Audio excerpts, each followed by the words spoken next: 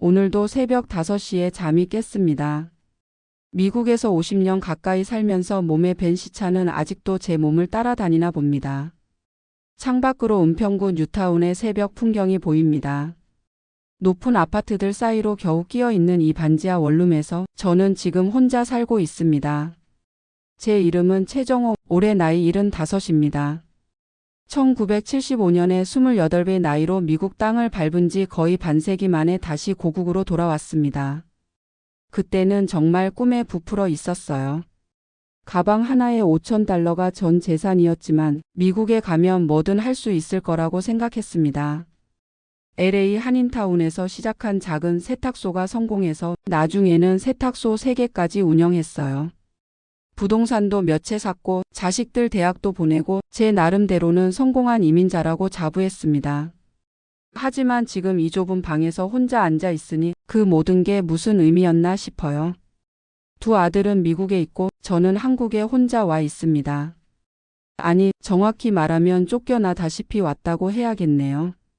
아내가 죽고 나서 아이들과의 관계가 완전히 틀어졌어요.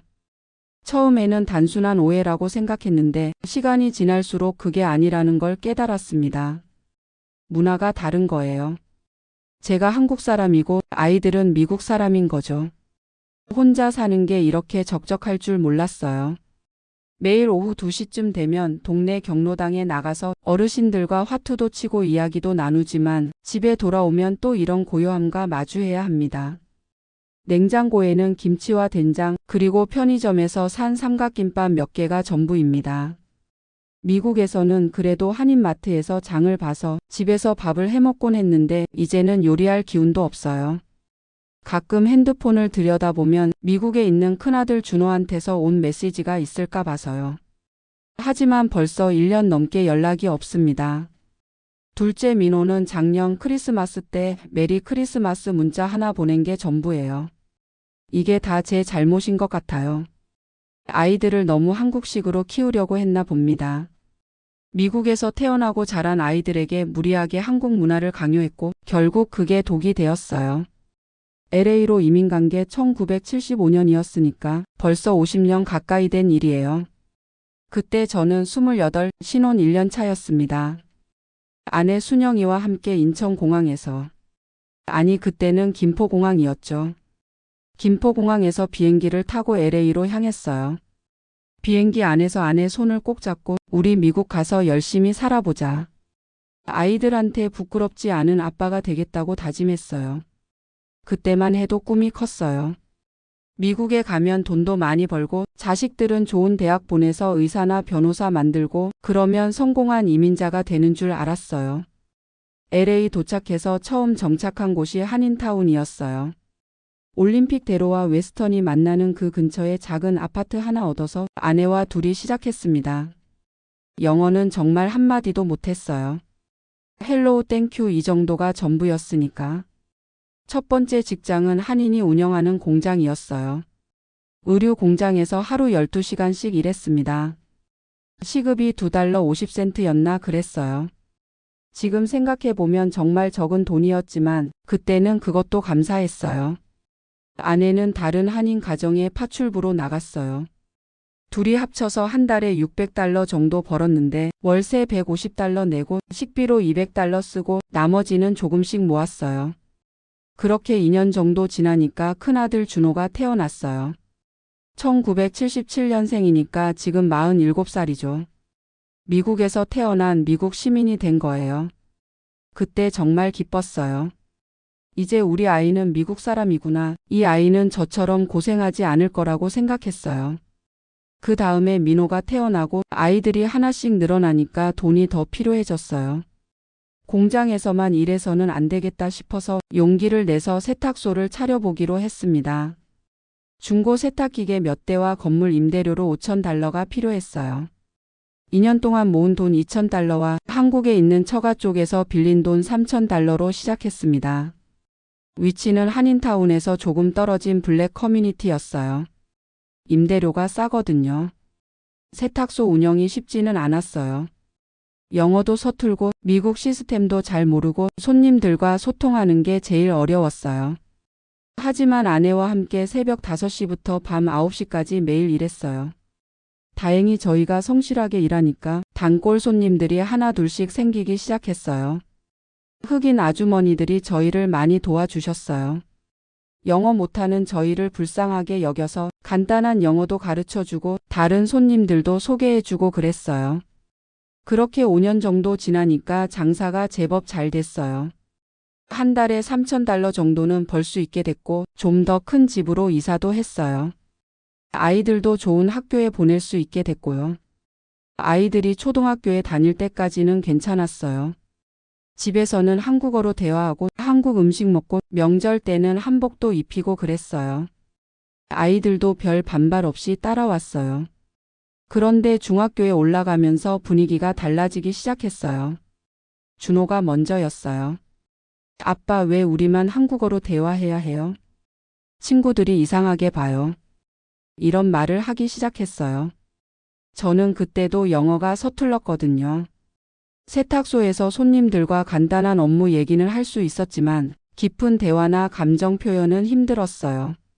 그래서 집에서만큼은 한국어로 대화하자고 고집했어요. 너희들이 한국 사람이라는 걸 잊으면 안 된다고 했죠.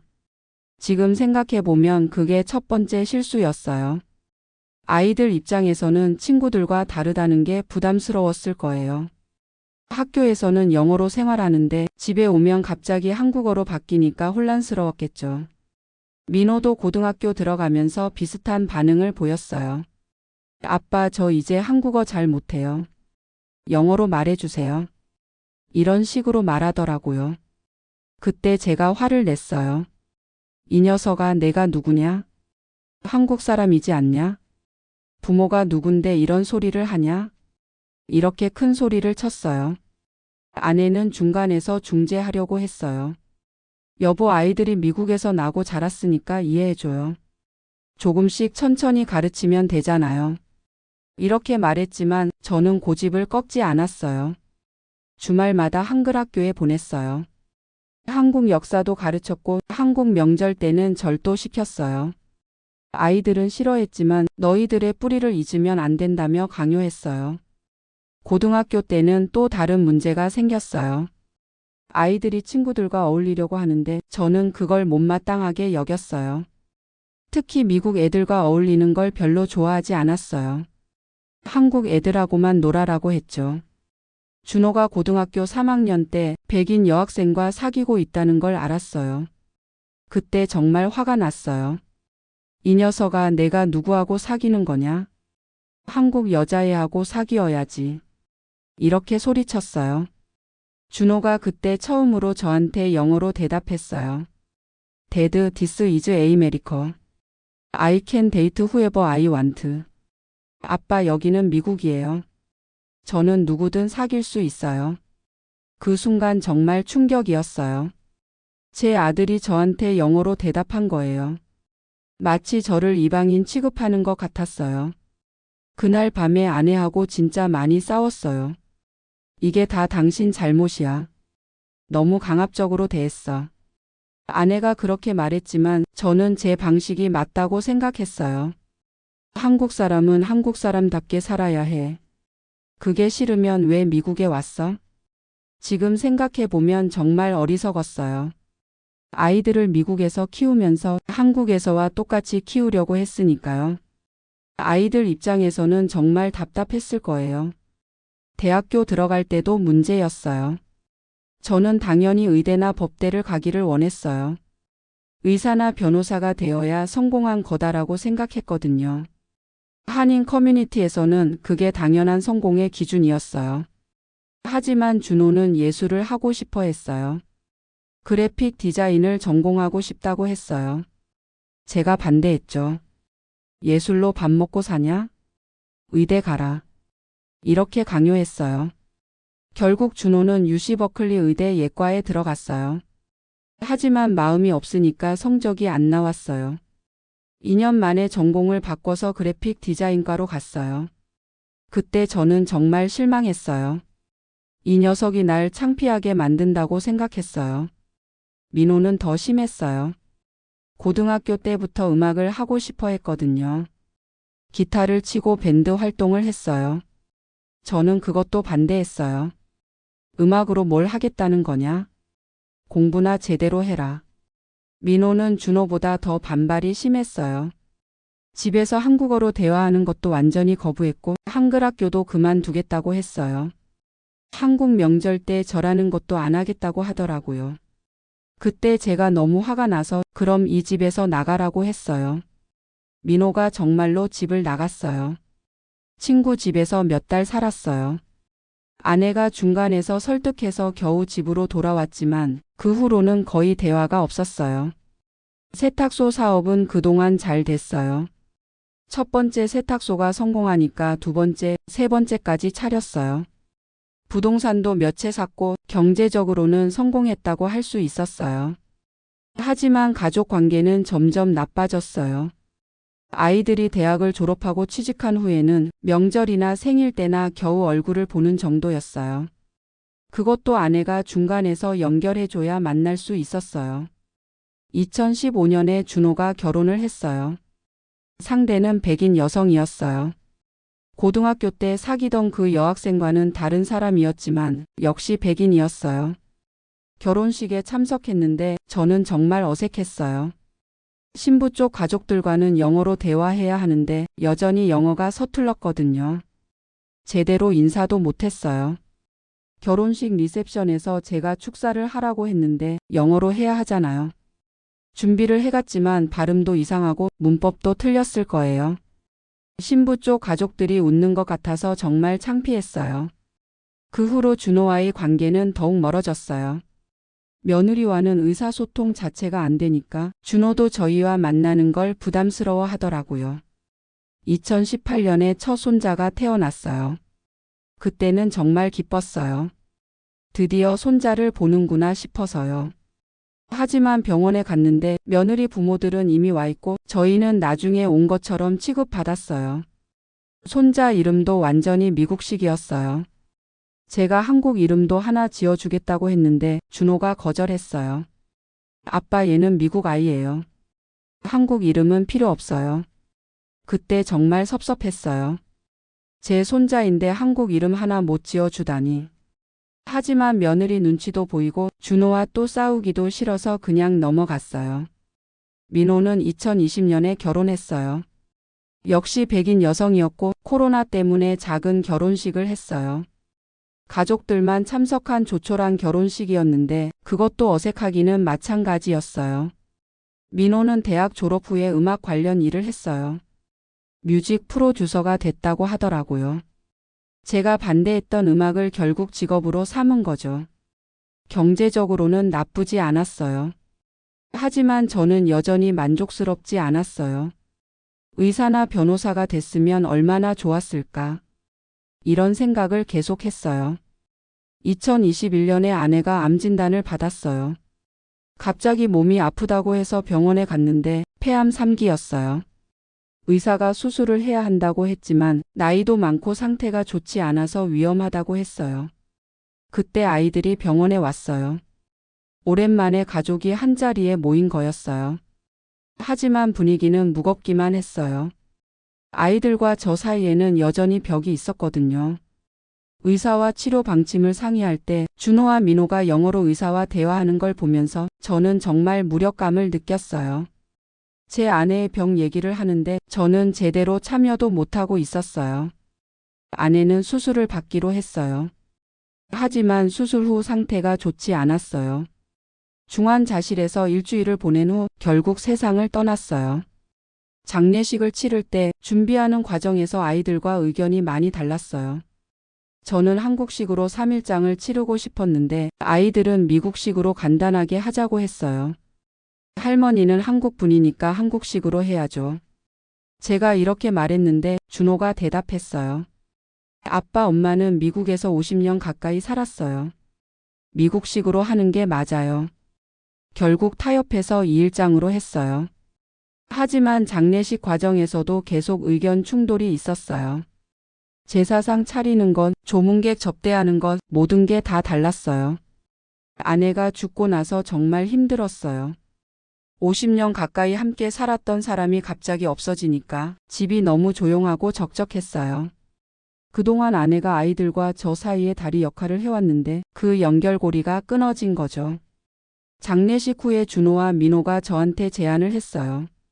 아빠 이제 혼자 사시기 힘드시죠? 시니어 홈에 들어가시는 게 어때요?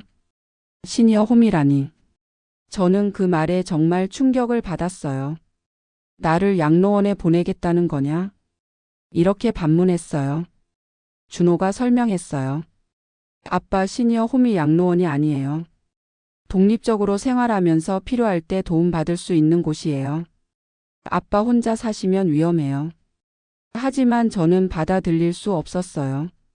자식들이 부모를 집에서 내보내겠다는 게 한국 사람 정서로는 이해가 안 됐어요.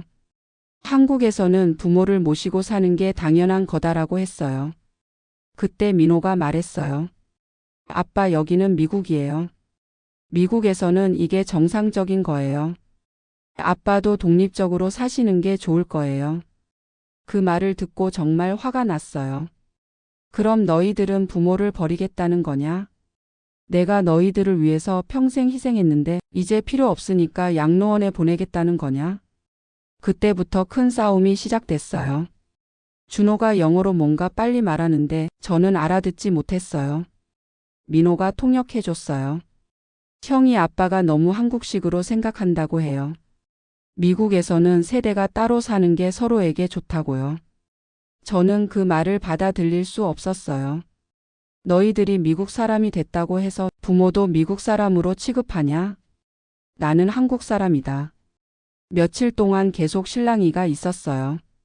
아이들은 시니어 홈 팸플릿까지 가져와서 여기 보세요. 시설도 좋고 프로그램도 많아요라고 설득했어요. 하지만 저는 절대 안 된다고 했어요. 그러다가 결정적인 사건이 일어났어요. 준호네 집에서 추수감사절 저녁을 먹게 됐는데 손자가 저한테 영어로 말을 거는 거예요. 저는 영어를 잘 못하니까 대답을 제대로 못했어요.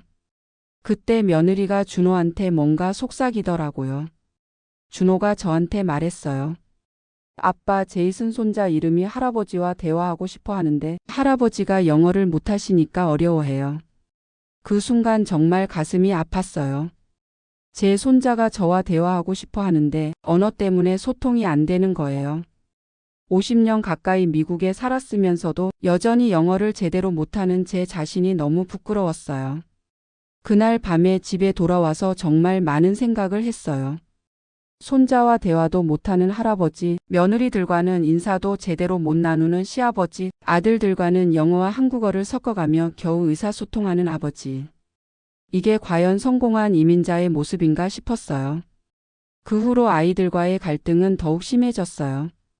크리스마스 때도 모임이 어색했고 신정 때도 마찬가지였어요. 저는 설날에 세배를 받고 싶었는데 아이들은 그런 한국 전통에 관심이 없었어요.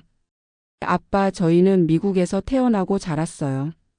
한국 문화를 강요하지 마세요. 민호가 이렇게 말했을 때 정말 가슴이 무너지는 것 같았어요. 2022년 봄에 결정적인 일이 생겼어요. 준호가 회사에서 승진해서 다른 주로 이사를 가게 됐어요.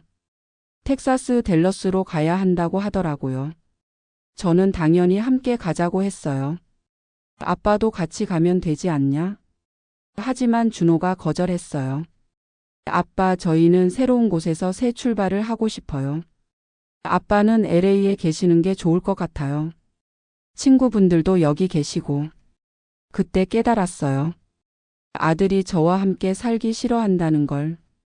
50년 가까이 키운 아들이 저를 짐처럼 여긴다는 걸. 민호는 또 다른 문제였어요. 음악 일 때문에 자주 출장을 다녔고 새로 결혼한 아내와 둘만의 시간을 갖고 싶어 했어요. 저한테 자주 이런 말을 했어요. 아빠, 독립적으로 사세요. 아빠도 아빠만의 인생이 있잖아요. 그해 여름에 또 큰 싸움이 있었어요. 제가 감기에 걸려서 며칠 앓았는데 아무도 돌봐주는 사람이 없었어요. 혼자서 해열제 먹고 죽 끓여 먹으면서 버텼어요. 나중에 준호한테 전화해서 아빠가 아팠는데 왜 안 왔냐고 했더니 아빠 미리 말씀해 주셨으면 갔을 텐데요. 저희도 일이 있어서 매일 확인할 수는 없어요라고 하더라고요. 그때 정말 서러웠어요.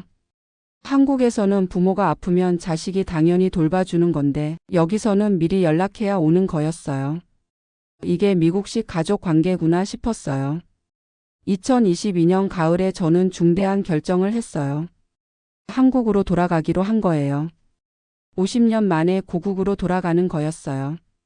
아이들한테 말했을 때 반응이 의외였어요. 말리지 않더라고요. 오히려 아빠가 원하시면 그러세요라는 식이었어요. 준호는 한국에 가시면 친구분들도 만나시고 좋을 것 같아요라고 했어요. 그때 정말 허탈했어요. 50년 가까이 함께 산 가족이 아버지가 한국으로 떠난다는데 말리지도 않는 거예요. 마치 짐 하나 덜어내는 것처럼 여기는 것 같았어요. 세탁소 정리하는 것도 쉽지 않았어요.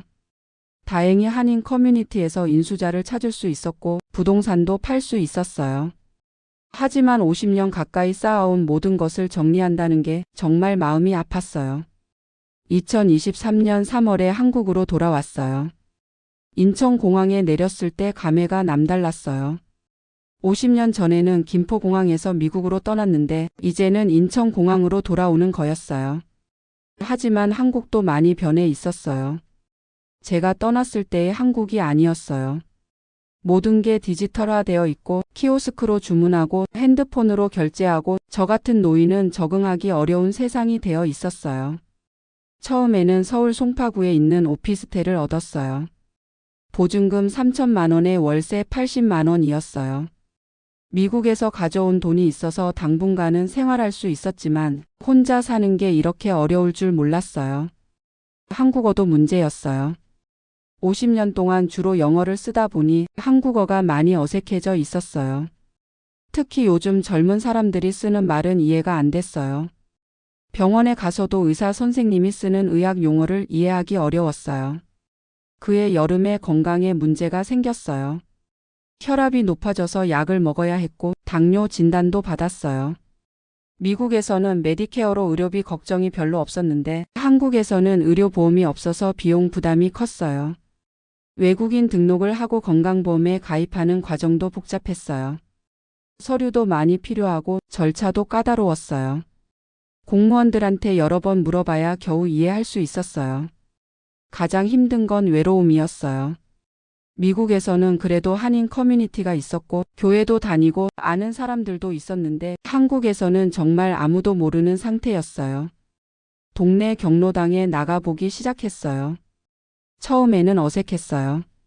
미국에서 오셨다고요? 그럼 부자시겠네요. 이런 식으로 말하는 분들이 있어서 부담스러웠어요. 실제로는 그렇지 않았어요. 미국에서 가져온 돈이 있긴 했지만 환율 계산하면 한국에서 여유롭게 살 만한 수준은 아니었어요. 월세 80만 원에 생활비 100만 원 정도 쓰니까 한 달에 180만 원 정도 들어갔어요. 그래서 작년 말에 지금 사는 은평구 반지하로 이사했어요. 보증금 1천만 원에 월세 45만 원으로 줄였어요. 공간은 훨씬 좁아졌지만 혼자 살기에는 괜찮았어요. 요즘 일상은 단조롭습니다. 아침에 일어나서 간단하게 아침을 먹고 동네를 산책하거나 도서관에 갑니다. 오후에는 경로당에 가서 어르신들과 시간을 보내고 저녁에는 집에서 TV를 보거나 책을 읽어요. 한 달에 한 번 정도는 미국에 있는 아들들한테 전화를 해요. 준호는 텍사스에서 잘 정착했다고 하고 민호는 LA에서 음악 일을 계속하고 있어요. 대화는 5분을 넘지 않아요. 아빠 건강하세요. 너희들도 건강해라. 이런 인사말이 전부예요. 손자들 소식도 거의 들을 수 없어요. 준호 아들은 이제 7살인데 어떻게 자라고 있는지 잘 모르겠어요. 민호한테도 작년에 딸이 태어났다고 연락이 왔지만 사진 한 장 받은 게 전부예요. 가끔 밤에 혼자 있으면 후회가 됩니다. 아이들을 너무 한국식으로 키우려고 했나, 미국 문화를 받아들이지 못한 게 잘못이었나, 이런 생각을 하게 돼요. 하지만 또 한편으로는 억울하기도 해요. 자식들을 위해서 평생을 희생했는데 나이 들어서는 혼자 버려진 기분이거든요. 한국 사람의 정서로는 이해하기 어려워요. 요즘은 새로운 일상을 만들어 가려고 노력하고 있어요. 경로당에서 알게 된 분들과 가끔 등산도 가고 복지관에서 하는 프로그램에도 참여해요. 컴퓨터 교실도 다니고 있어요. 70대에 컴퓨터를 배운다는 게 쉽지 않지만 무엇이든 배우는 재미가 있어요. 지난달에는 복지관에서 주최한 실버 사진전에 참가했어요. 핸드폰 카메라로 찍은 사진을 출품했는데 동네 꽃들을 찍은 사진이었어요. 입상은 못했지만 제 사진이 전시된 걸 보니까 뿌듯했어요. 요리도 다시 배우고 있어요. 미국에서는 아내가 다 해줬는데 이제는 혼자 해야 하니까요. 처음에는 라면밖에 못 끓였는데 이제는 간단한 찌개 정도는 만들 수 있어요. 건강 관리도 신경 쓰고 있어요. 매일 아침 30분씩 동네를 걸어요. 혈압약과 당뇨약도 빼먹지 않고 챙겨 먹고요. 병원에도 정기적으로 다니고 있어요. 가끔 미국에 있을 때 알던 분들한테 연락이 와요. 정호 씨 한국 어때요? 좋아요? 이런 질문을 받으면 뭐라고 대답해야 할지 모르겠어요. 좋다고 하기에는 외롭고 나쁘다고 하기에는 나름대로 적응하고 있고 복잡한 심정이에요.